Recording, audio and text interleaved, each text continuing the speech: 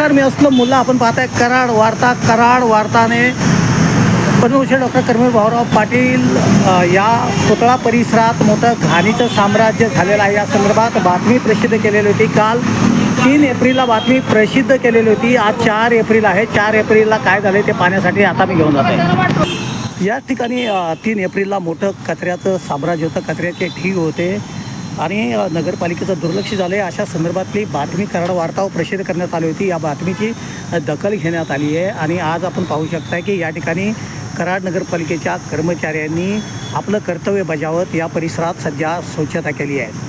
त्यामुळे नक्कीच या सर्व कराड नगरपालिकेच्या कर्मचाऱ्यांचं अभिनंदन आहे, कारण हा पुतळा परिसर आहे आणि हा स्वच्छ ठेवायलाच हवा.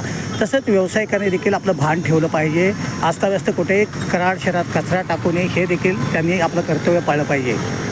एकंदरीत आज जी कराड नगरपालिकेने जी इकडे मोहीम राबवली आहे, या मोहिमेचं स्वागत आहे. कर्मचाऱ्यांचं देखील स्वागत आहे.